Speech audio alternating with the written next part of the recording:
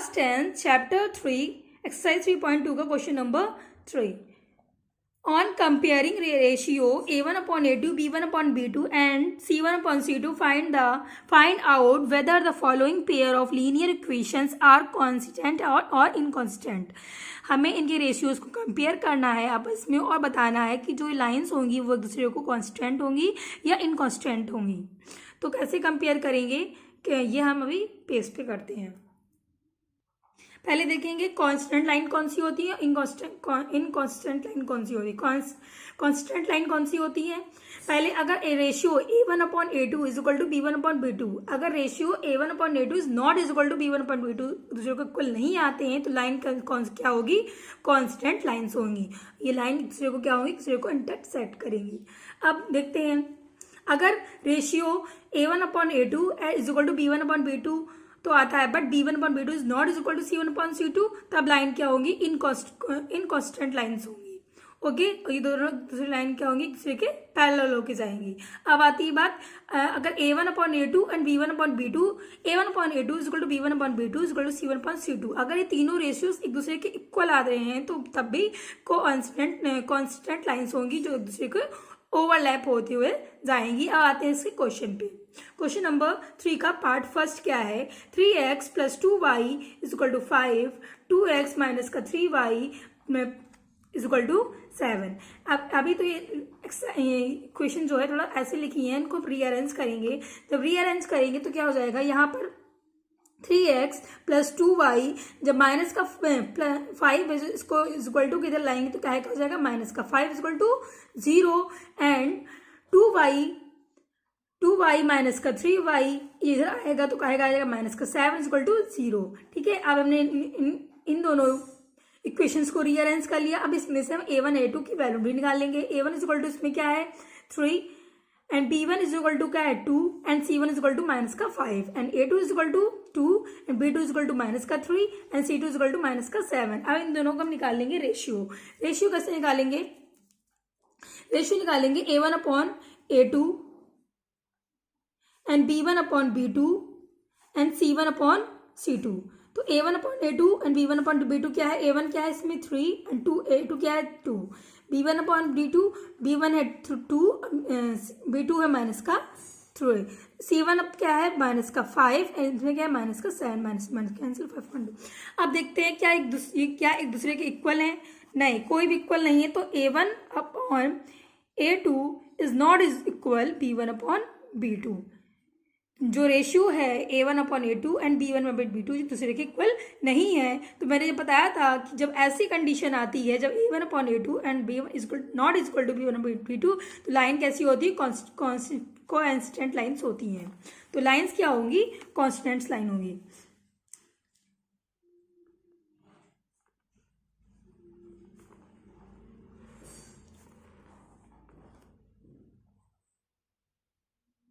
Second part क्या है इसका, 2x माइनस का 3y is equal to 8, 4x minus का 6y इज इक्वल टू 9। अब इसको भी हम रीअरेंज करेंगे। इसको रीअरेंज करेंगे तो क्या हो जाएगा, जो माइनस का जो इक्वल टू के 8 है इसके इधर आएगा तो माइनस का 8 हो जाएगा। 2x माइनस का 3y माइनस का 8 इज इक्वल टू 0। इसको भी रीअरेंज करेंगे तो क्या हो जाएगा, 4x माइनस का 6y माइनस का 9 इज इक्वल टू 0। अब इनमें हम a1 a2 की वैल्यू सब की वैल्यू निकालेंगे।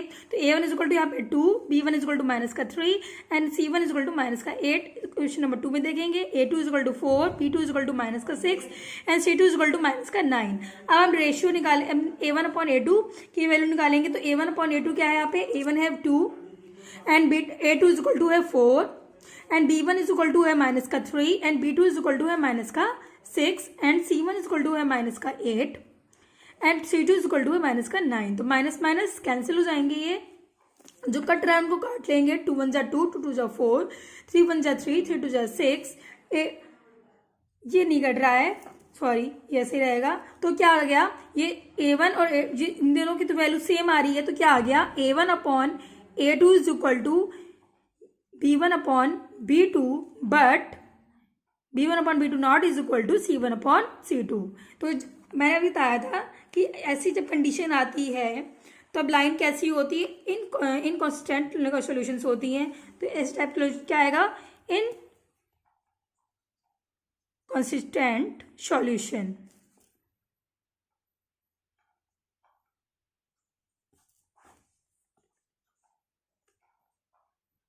पार्ट थर्ड क्या है, 3/2x plus 5/3y is equal to 7, 9x minus का 10y इज इक्वल टू 14. जब इनको रीअरेंज करेंगे तो क्या हो जाएगा, 3/2x प्लस 5/3y माइनस का 7, क्योंकि इधर आ जाएगा is equal to 0, 9x minus का 10y, जब इधर आएगा तो माइनस का 14 इज इक्वल टू 0. इसमें से हम a1 b1 इसकी वैल्यू निकालेंगे तो a1 इज इक्वल टू यहाँ पे कितना आ गया है, जो x की मल्टीपल में है 3/2, b1 क्या है 5/3 एंड c1 क्या है 7. इसमें देखेंगे a2 is equal to 9, b2 is equal to है माइनस का 10 और c2 इज इक्वल टू है माइनस का 14. अब इन सबके रेशियोस निकालेंगे तो a1 इज इक्वल टू क्या है यहाँ पे 3/2 अपॉन a2 क्या है यहाँ पे 9 एंड b1 क्या है यहाँ पे 5/3 एंड b2 क्या है माइनस का 10 एंड c1 क्या है माइनस का 7 एंड c2 क्या है माइनस का 14. माइनस से माइनस कैंसिल, 7 1 7, 7 2 14. अब से कट करेंगे, 3 1 3, 3 3 9. जब इसको ऊपर करेंगे मतलब इसको ऐसे करेंगे तो क्या हो जाएगा 1/6, मतलब 1/2. जो 2 को मल्टीप्लाई 3 से कराएंगे तो 1/6. तो इसे भी कराएंगे, 5 1 5, 5 2 10, तो माइनस का 1/2 इंटू माइनस 3, तो क्या आ जाएगी वैल्यू माइनस का 1/6. तो a1/a2 की वैल्यू कितनी आई 1/6 एंड b1/b2 की वैल्यू आई माइनस का 1/6 एंड c1/c2 की आई वैल्यू 1/2. तो ये क्या एक जो ये वैल्यूज आई हैं ये दूसरे के इक्वल नहीं है, मतलब कोई भी इक्वल नहीं है. तो क्या हो जाएगा a1/a2 is not equal to b1/b2. तो